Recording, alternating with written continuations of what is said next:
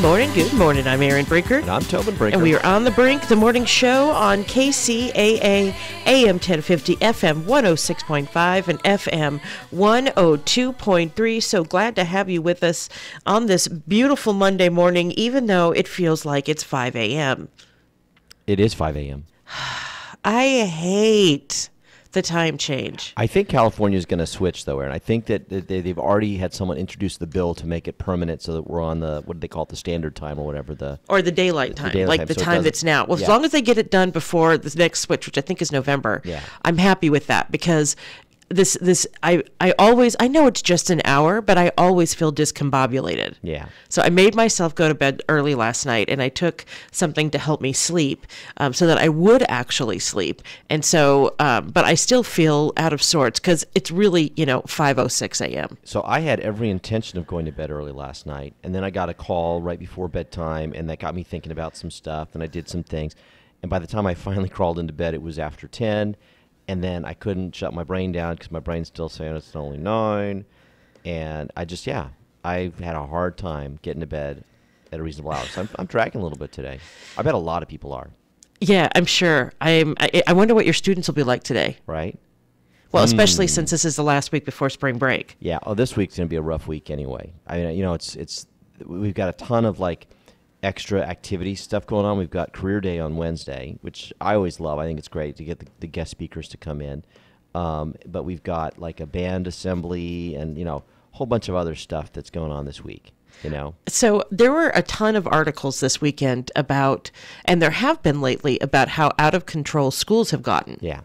And can you speak to that a little bit? So it's funny you should say that because my call last night was exactly about that. From a teacher friend. From a teacher friend who is dealing with an out-of-control student and is at their wits' end and not sure what to do and has exhausted all of the normal discipline, and the kid is not changing their behavior one iota, and now the parent has basically gotten involved and is also attacking the teacher and saying, that you're just picking on my kid instead of addressing the fact that this kid's behavior is over the top. And this is a very common thing where you have kids that are blurting out in class entirely inappropriate things, right, and completely disrupting the class. Now, it used to be that this was a suspendable offense, right? But California removed from the Ed Code the ability to suspend kids for disruption and defiance.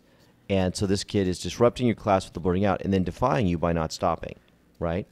And so you are told that you have to go through these tiers or levels of discipline in your classroom, so you have to counsel the student, you have to move their seat, you have to contact their parents, you have to go through, a whole bunch of different steps. And the district and the school, the priority for them is to get, if this is a continually problematic child, is to get counseling for this kid, right? So they bring in psychologists and psychiatrists and whatever to get the counseling. But those things don't work by themselves, in my opinion, because these kids are being taught repeatedly that there is no actual consequence for the bad behavior. Well, no, and for them it's a game, right? Because they're able to get what they want and manipulate the teacher, and you're going to give me counseling. Oh, I'm so sorry, but they're not. Yeah, and they go back. I'm sorry, and then they come right back into the behavior. Right. And they've realized that there are really no consequences. Yeah, and the poor other kids in the class. If you're lucky, you got just the one disruptor, which is bad.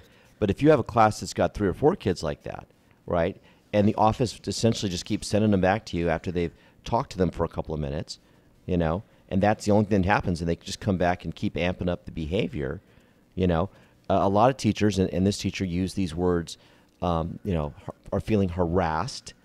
Right. It's a hostile work environment. And threatened and bullied. And these kids will say stuff to them. And particularly for female teachers, because especially some of these boys will get very vulgar in their language and very threatening, And we're seeing this at the elementary level.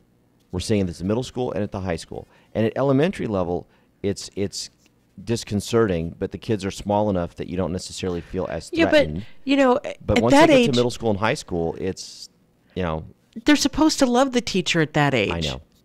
But clearly they don't, because they're not being parented. Yeah. And so something's got to give here.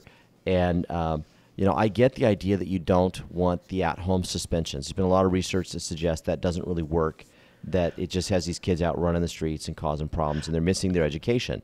So what I think the school has to do now, the districts have to do, is invest on-campus suspension. There has to be a way to segregate these kids out of the regular classroom when they're behaving this way, stick them in a computer terminal or something, and they can't leave until they get their work done. You have to actually do the work before you can get out of your little, learning cell, if I call it that. But I don't even think that should be. I know that it's considered, corporal punishment or whatever. But they should be cleaning. They should be, running laps. They should be doing something that makes them uncomfortable. So it's funny you should say that. Over the weekend, we had a runathon for my students Run LA, and my students, this is like a big deal for them.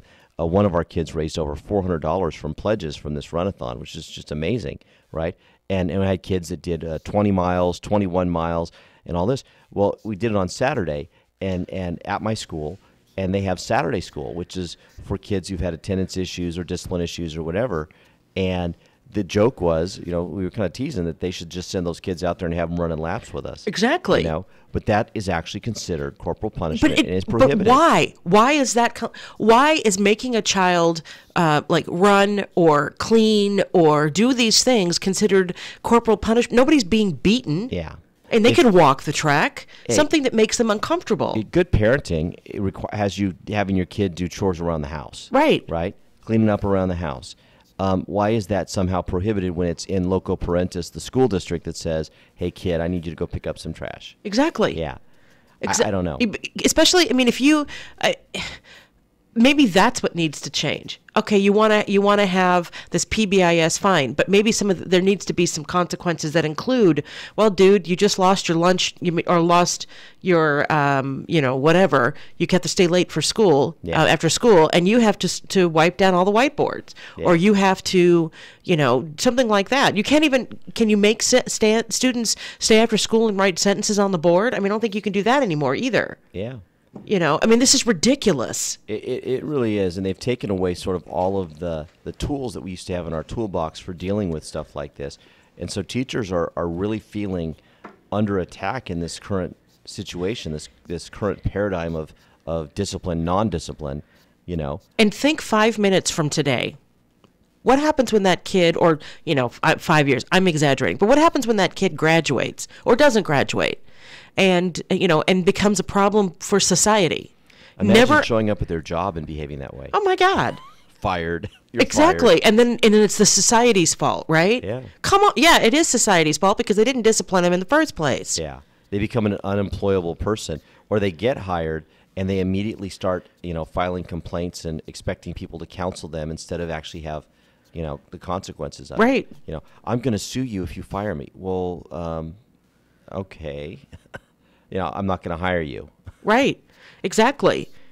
So are they the ones that feel it's okay to steal from their employer? Are they the ones that feel it's okay to, whatever, to do whatever they want to anyone they want, to be bullies in their workplace, to be sexual harassers in their workplace, because the behavior was never stopped.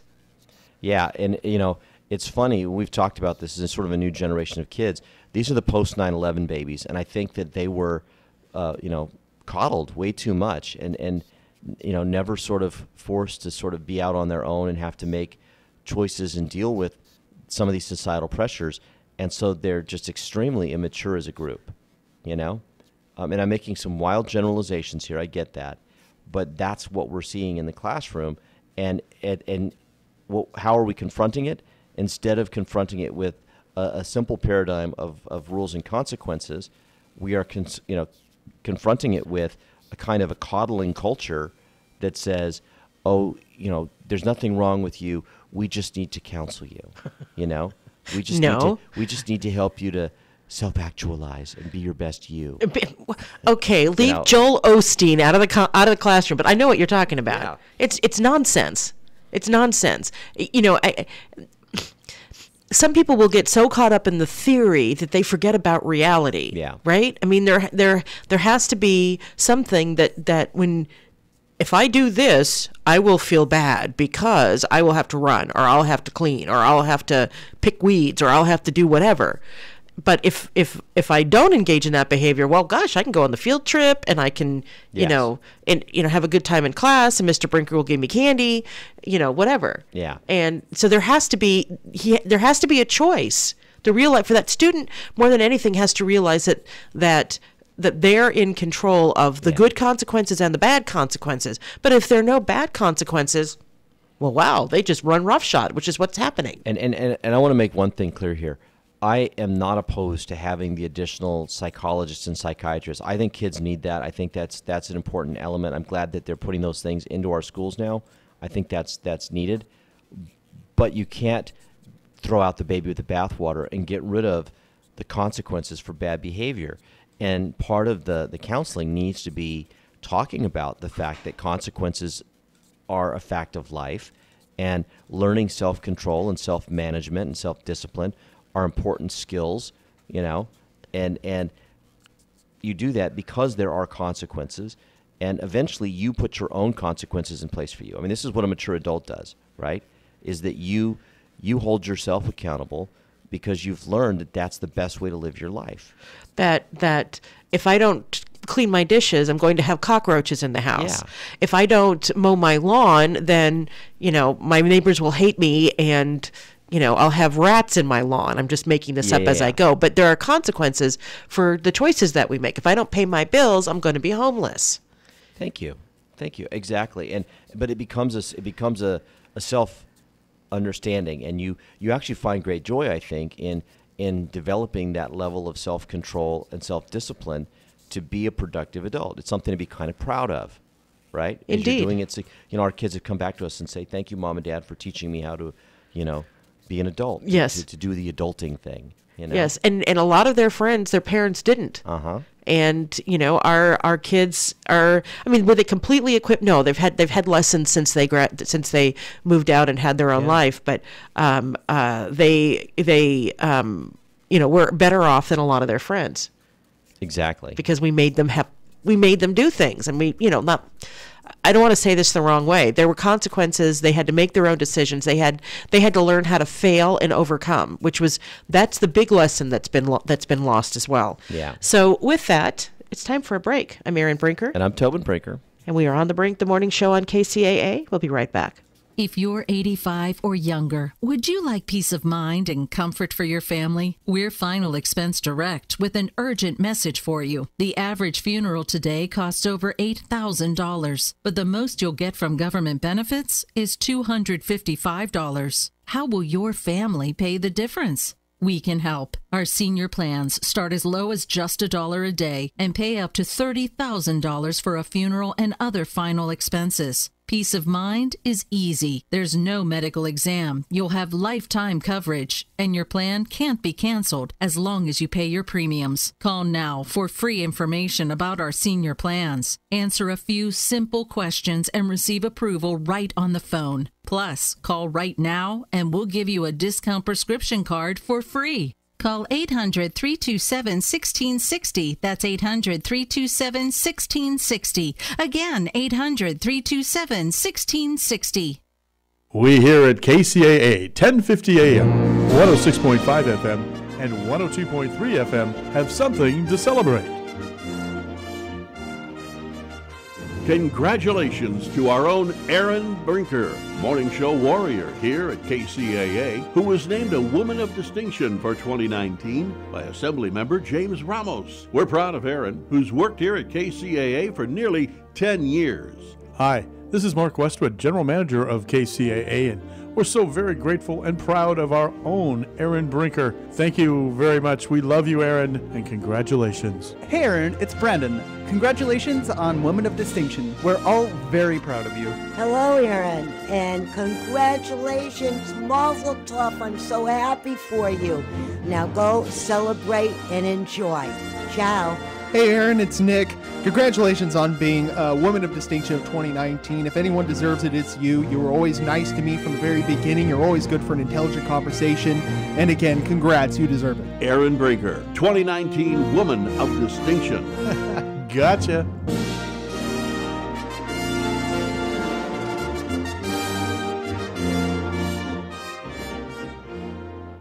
On February 21st, Loma Linda University Children's Hospital had their 26th annual Passport to Healthy Foundation Gala, presented by Walters Automotive Group. This inspirational night was made possible by our generous sponsors who constantly support our vision for extraordinary healthcare. To our presenting sponsor, Walters Automotive Group, and also to McCarthy, MPS, Big Hearts for Little Hearts Desert, Loma Linda Riverside and Marietta Temecula Guilds, and Elena Matthews. Thank you for joining our campaign for a new children's hospital tower. For more information, go to lluch.org. Looking for a new place to eat? Delicious food at a great value? The Tri-City Center in Redlands is proud to announce the grand opening of a fine new dining establishment. Terry's Diner, at the former location of the Spunky Steer in Redlands, is officially open for business daily from 6 a.m. to 9 p.m. with delicious, mouth-watering breakfast, lunches, and dinners. Treat yourself to Terry's tasty dessert menu, such as Terry's famous sundaes, banana splits, hot fudge cake, old-fashioned root beer floats, frosties, cakes, and pies, too. You'll find weekly lunch and dinner specials, all under $10, including Angus steaks, burgers, Greek salads, pasta seafoods with wine and beer. Terry's brings years of tasty temptations from DJs in San Bernardino and Alta Loma. Join a new tradition in Redlands. Stop by at 1350 Industrial Park Avenue between Tennessee and Alabama in the Tri-City Center. Google Terry's Diner Redlands on Yelp or find them terrysdinerredlands.com. This is KCAA.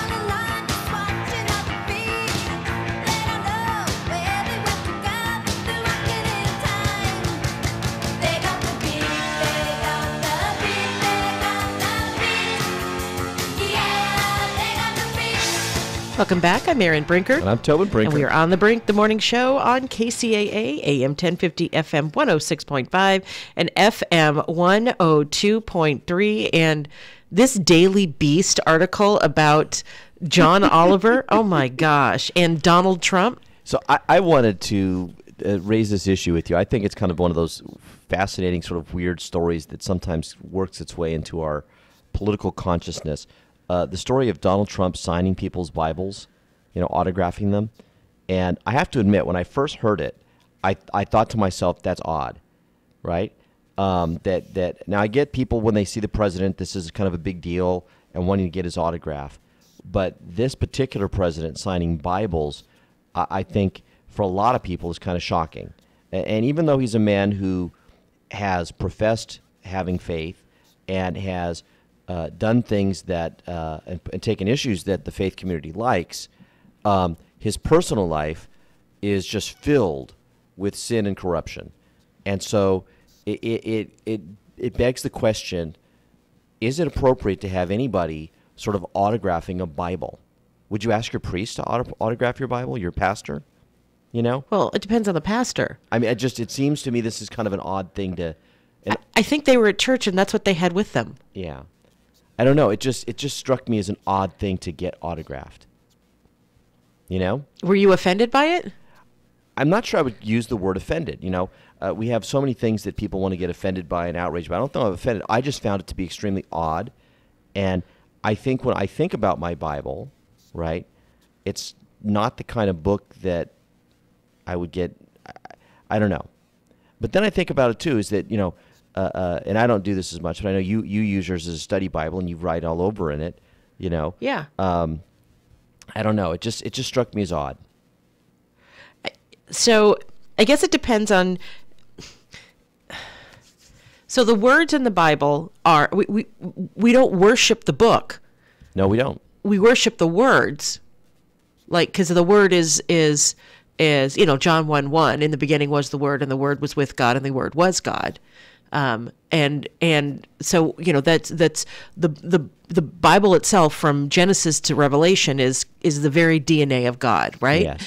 But it's not the pages that it's printed on; it's the words that are that are holy and sacred, right? So, people, the tradition, there's people who they write their family tree in their Bible. They write, milestones and notes, and it becomes, a history of your family as much as it is, as not as much, but, your history of your family is part of this most important book that your family has, which is the Bible.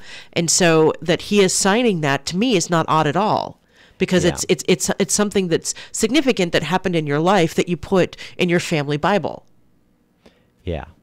But I see that differently. And John Oliver, who I don't know has any faith at all, made a big deal about, but as if Trump thinks he's God, as I think his point.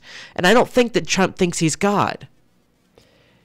Yeah. Well, and the way his jokes about this, right? The way he characterized it, I think he's taken that outrage Olympics to another level, and he's trying to do it funny way. He says, "I'm slightly confused." This is John Oliver. He says, "I'm just slightly confused as to why anyone would want him to sign the Bible, because seeing Trump's autograph on a Bible would be like seeing a picture of your own mom on the cover of Penthouse magazine.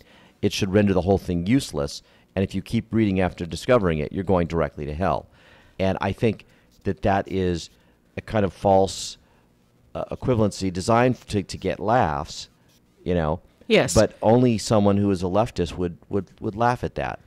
Yeah. Again, if I had a book that I know was going to be kept and saved and passed down, it would be a Bible, right? And you want him to sign The Art of the Deal? Okay, well, that makes sense. He wrote that book, or had somebody ghostwrite that book. But, if I want an heirloom for my family, having him write in the family Bible, on whatever, I don't think that that's weird. I really don't. Yeah. Yeah, I don't know. It's fascinating. Of course, John Oliver then goes on to point out all of Trump's, sins. Yeah, but nobody is out there saying that he lived a sin-free life. Yeah. Nobody. Literally nobody. No evangelical, no one. Yeah. So we all know who he is. It's not a secret. Yeah. And nobody, maybe there are some people who are off their meds who do, but no rational person worships a president. That's ridiculous. We don't have a king. We have a man who's doing a job. Yeah. And he's been the most pro-life and the most pro-Israel president that we've had in a long time. Yeah. And so, that's if you are an evangelical Christian, that's important to you. Yeah. I'm not a Trump fan, and obviously you wouldn't find me at a Trump rally or any place where I would be offering him anything for his autograph.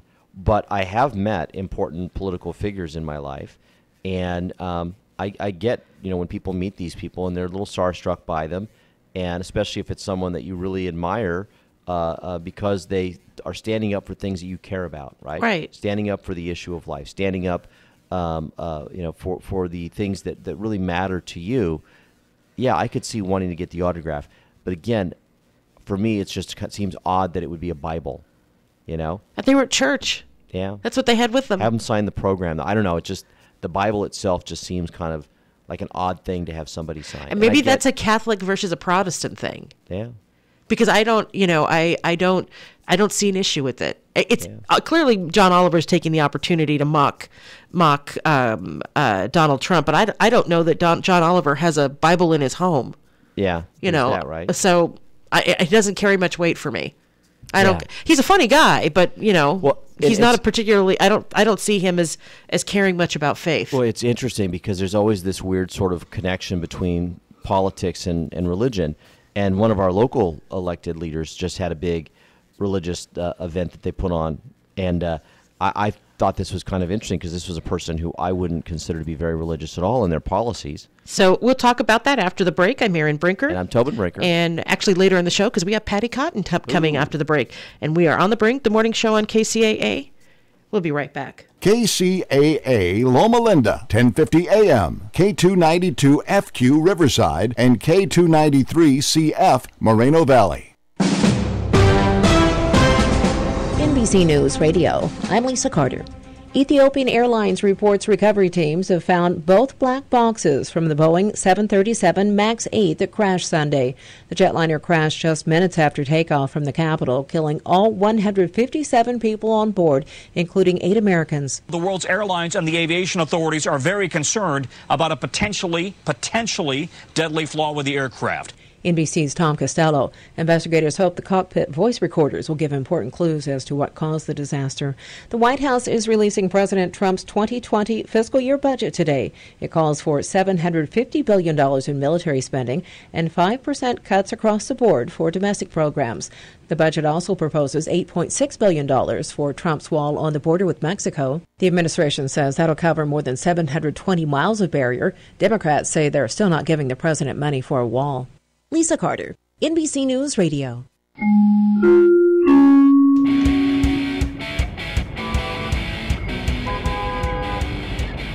It's time to take a look at our roadways. I'm Erin Brinker. In Ontario, a car fire is along the right shoulder on the 15 northbound before the 10, but emergency crews have the right lane closed. The fire is out, but emergency crews have the right lane closed. In Temecula, on the 15 southbound after the 79 South Temecula Parkway, a car versus a semi is on the right shoulder. Ouch. Stop-and-go traffic is backed up from the 215. In Rancho Cucamonga, on the 210 eastbound at Haven, a wreck remains on the right shoulder. In Ontario, on the 60 eastbound at Vineyard, a crash remains on the right shoulder there.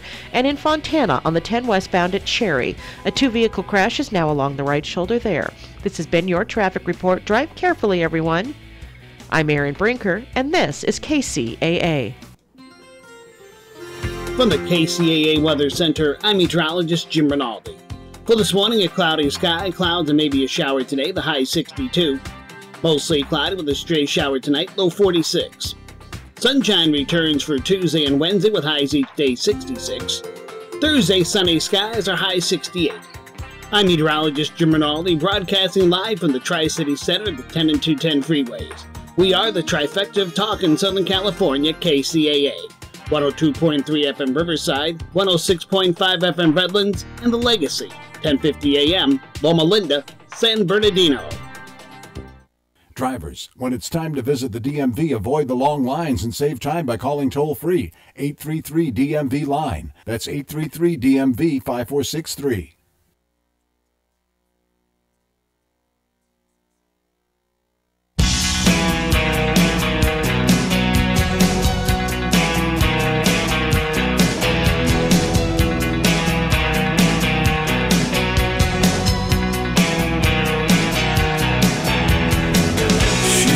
Like a swan, grace on the water, lips like sugar, lips like sugar. Just when you think you've caught her, she glides across the water. Welcome back. I'm Erin Brinker. And I'm Tobin Brinker. And we are on the brink, the morning show on KCAA, AM 1050, FM 106.5, and FM 102.3. Love this song. Echo and the Bunnymen.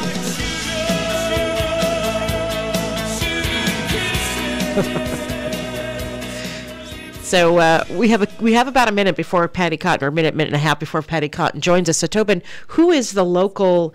So Eloise Reyes hosted like an ecumenical event this weekend, and on the one hand, I applaud her for sitting down with folks from across the religious spectrum. I think that's a good thing to do.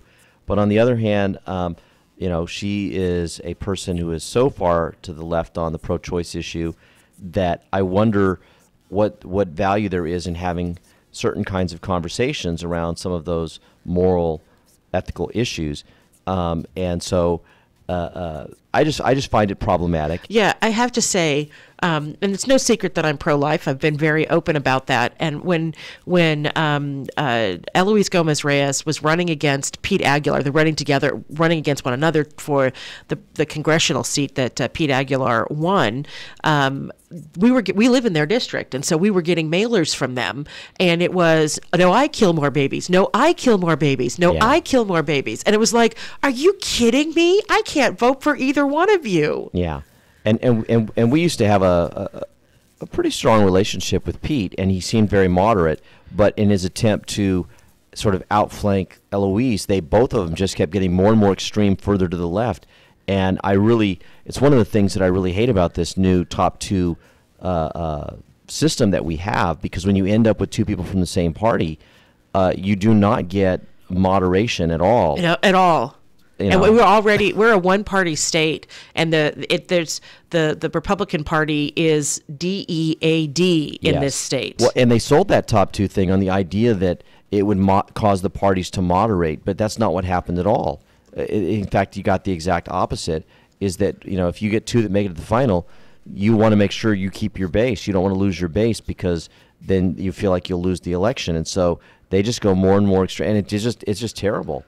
And so, anyway, if we're going to bash on Trump for being overly religious and signing Bibles, I think we have to recognize that all politicians love to wrap themselves in the cloak of religion and to associate with religious people, because obviously, if you can garner support from religious folks and you get them to buy into who you are as a person, there's a lot of votes there, and both parties do it. So I am super excited to welcome to the show Patty Cotton. Of course, she's joined us before, and we love having her on. She is an executive coach who has worked with Fortune 500 companies all over the world. She's from this area, and she's joining us today to talk about all kinds of things. And she joins us monthly to talk about all kinds of things, including business and leadership and, being our best selves. So Patty Cotton, welcome to the show. Thank you, Erin. So great to be with both of you and Tobin. So, good morning. Good morning. One of the things that when we're starting out in any business or any life or any career is expectation setting. And, your 20s are a time when your expectation about how the world works and the reality of how the world works come crashing together. And generally you learn that lesson. But when, if you look at, for me, and kind of we were talking about topics, I was going through Inc. magazine and Entrepreneur magazine, and it's always, basically, how can you be captain of the world, essentially. And there's a place for that to get people excited, but then there's I think it may create an environment where people set really poor expectations. They have this expectation that they will be a captain of the world, and that's not realistic. So how do you set expectations? Wow, that's so great, and I love the fact that you brought up captain of the world, which is something we run into a lot. Many of us were brought up we were told you can do anything you want, and we internalized that. So this is going to be a juicy topic. So how do we begin setting clear expectations? Well, first of all, to be clear, absolutely, you have to be clear with what you want, and that's a given. And of course, secondly, you need to make sure that it really does sync with your values, who you are, and your gifts. And this is a point where many people stop. Shiny object here, shiny object there. You know what I mean? I'm yes. sure you've seen that. Yeah, absolutely. I've been guilty of that. Well, we all have. So it's really important to be grounded, I think, first of all, if we're talking about setting expectations of self, to know yourself. And that means, what are my values? What are the gifts that I bring?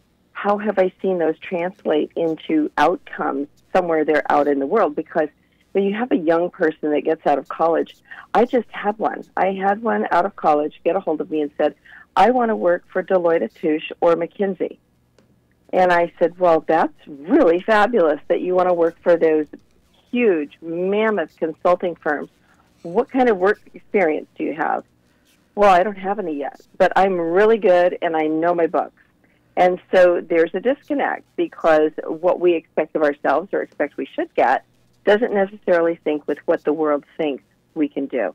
So be clear, have it sync with your values, and know your gifts and know what you're capable of is a running start.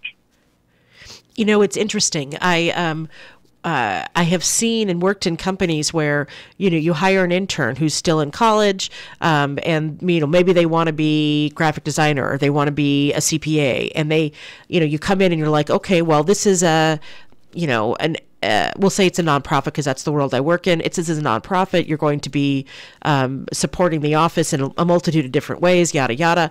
And they say, oh, well, but this isn't what I want to do. So yeah, I'm not going to take this internship. Sure.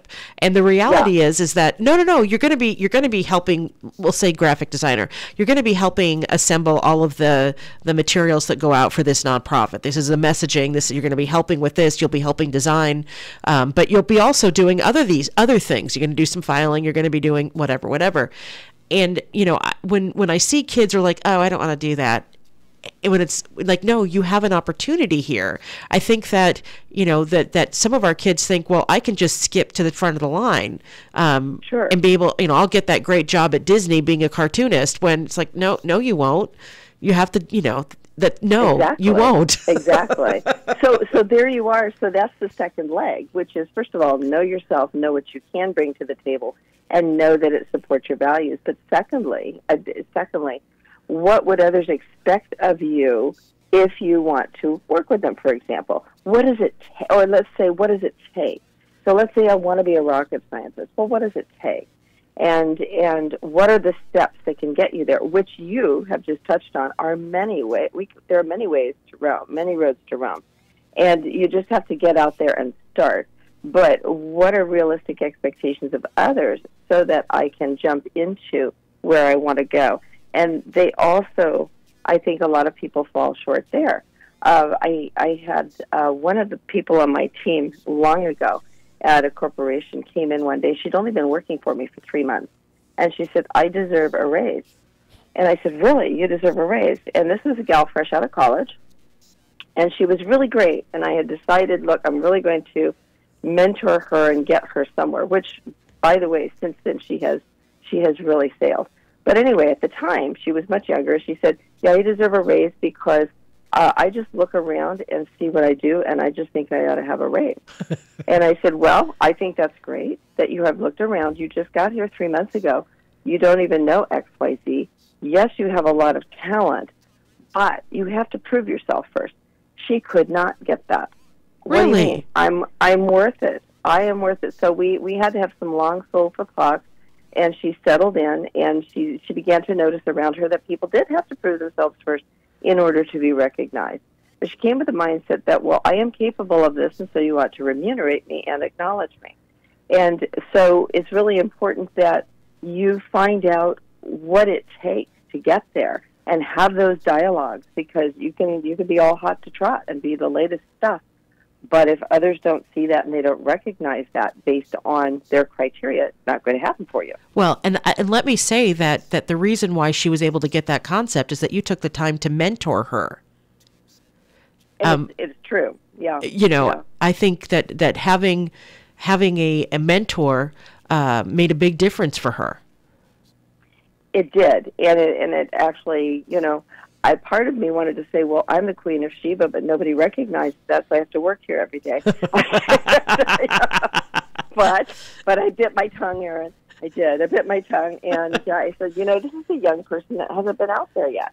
And so it very often comes from kids who are totally academic but don't have jobs on the side or internships or volunteer efforts where they can actually put these things to practical application to see how things work in the world. And how expectations flow back and forth. So let's talk about the entrepreneur who's got a great idea. It's selling well, but you think that the road to success for building a company is straightforward. It's usually not. There's different competitors that come in and out, different regulations that come from the government depending on what you're doing. Sometimes money flows, sometimes it doesn't, and you could have personnel issues. So how do you train or teach or mentor an entrepreneur on realistic expectation setting? That's a great one, because part of my give back in the community is to help women who are starting businesses. And very often they will expect that it happens right away. What I have them do is to research. I have them read stories of famous people who made it. I have them take a look at the market research and what usually happens. And what they'll discover is that entrepreneurs who really, really made it big had a very dark underbelly to success. It looks like a tangled ball of yarn. It is not a straight arrow up. It is a tangled ball of yarn with many failures that they use as learning points. So I help them to see that, but I also ask them to glean the lessons that they learned so they can fast track. And that's kind of a reality check. So they can settle back and really do the work because they expect instant results. It's kind of like Jiffy popcorn. Come on, why isn't it popping? You have to get out there, you have to work. I have really learned that it is not the talented who succeed. It is not the glitzy. Most of the time, the people who succeed have courage, they have fortitude, and they persevere. And in the case of the entrepreneur, that is usually who wins. Indeed. Indeed. So we are about out of time. Let people know how they can find you and follow you and learn more about the work that you do. So please, I welcome you to visit my website, pattycotton.com, PATTICOTTON. I'd be delighted to have you take a look, get some free resources, contact me if you want more information about what I do, but please do visit pattycotton.com. And yeah, thank you, Erin. Thank you so much, Patty, for joining us today, and we look forward to our next conversation. I do too. Take care, and thank you for all that you do. Thank you. All right, so it's time for a break. I'm Erin Brinker. And I'm Tobin Brinker. And we are on the Brink, the morning show on KCAA. We will be right back. The Tri-City Shopping Center in Redlands is serving up some really cool ice cream at La Micho Acana. Then get your chocolates and other delights from C's Candies. Moms and future moms who visit the mall can cool off and relax while they get treated like royalty at Shiny Nails or Francis Nails and then pampered at Texture Hair. The Tri-City Center is filled with retailers who care about you. Shop at the Tri-City Center in Redlands and see why they call it the mall with a heart. On February 21st, Loma Linda University Children's Hospital had their 26th annual Passport to Healthy Foundation Gala, presented by Walters Automotive Group. This inspirational night was made possible by our generous sponsors, who constantly support our vision for extraordinary healthcare. To our presenting sponsor, Walters Automotive Group, and also to McCarthy, MPS, Big Hearts for Little Hearts Desert, Loma Linda Riverside and Marietta Temecula Guilds, and Elena Matthews. Thank you for joining our campaign for a new children's hospital tower. For more information, go to lluch.org.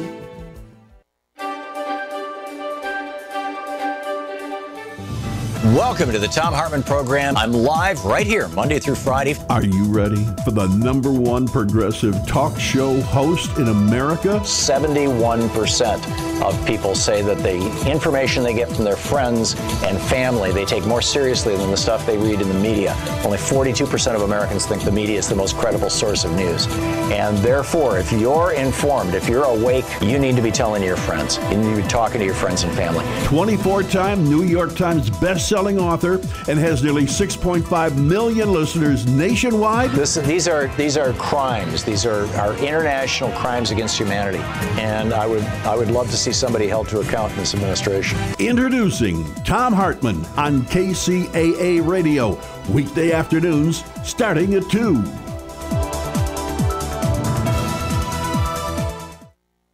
Looking for a new place to eat delicious food at a great value? The Tri-City Center in Redlands is proud to announce the grand opening of a fine new dining establishment. Terry's Diner, at the former location of the Spunky Steer in Redlands, is officially open for business daily from 6 a.m. to 9 p.m. with delicious, mouth-watering breakfast, lunches, and dinners. Treat yourself to Terry's tasty dessert menu, such as Terry's famous sundaes, banana splits, hot fudge cake, old-fashioned root beer floats, frosties, cakes, and pies, too. You'll find weekly lunch and dinner specials all under $10, including Angus steaks, burgers, Greek salads, pasta seafoods with wine and beer. Terry's brings years of tasty temptations from DJs in San Bernardino and Alta Loma. Join a new tradition in Redlands. Stop by at 1350 Industrial Park Avenue between Tennessee and Alabama in the Tri-City Center. Google Terry's Diner Redlands on Yelp or find them terrysdinerredlands.com.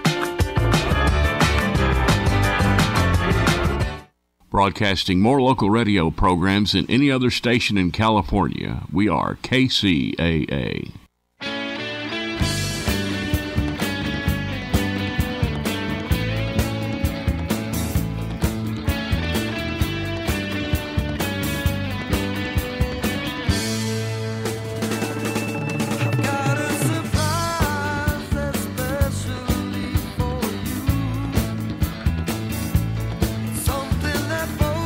Welcome back. I'm Erin Brinker. And I'm Tobin Brinker.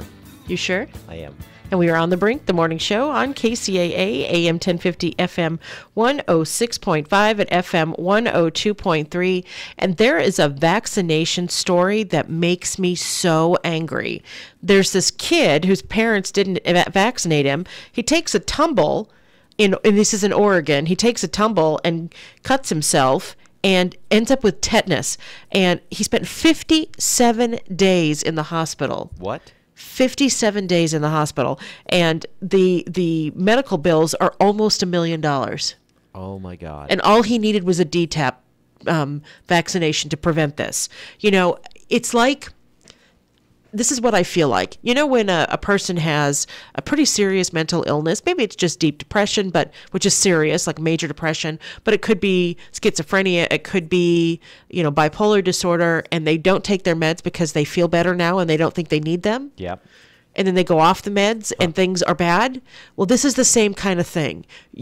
We have created an environment where people aren't afraid of these diseases because those diseases don't exist anywhere. Yeah. Because everybody's vaccinated. And now we're seeing a resurgence of people with the measles, tetanus. Your kid got tetanus.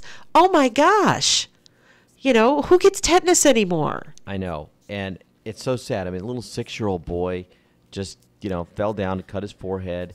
You know, and something as simple as that should not lead to a, you know, life-threatening condition, you know, especially because it's so easily prevented. So the boy who was, like I said, unvaccinated, he was taken to Oregon Health and Science University, and this was the state's first documented pediatric case of the disease in more than 30 years, according to the CDC. I wonder if the parents just didn't know. I mean, maybe this is part of the problem. This is an education thing, like that. You know, I mean, obviously the pediatric doctor should have said something when these kids are going in when they're little and giving them their shots. But you know, some people. I remember when I was little, I stepped on a nail, and my mom knew immediately. Oh, you know, that's something you have to get a tetanus shot for, right? Yeah. So you do that. You know, that's the old story, right? If you step on a rusty nail, that was what they always would tell us. But at 6 years old, he should have had the DTaP, which is, I forgot what all of it's like pertussis and tetanus. I think there's one more thing, and so diphtheria maybe. Remember the time when I went in for a TB test and they accidentally gave me a tetanus shot? Oh yeah, that was so funny. That was really funny, and I'm like, I don't remember the TB test hurting so much. And she's like, TB test? And she looked at my chart.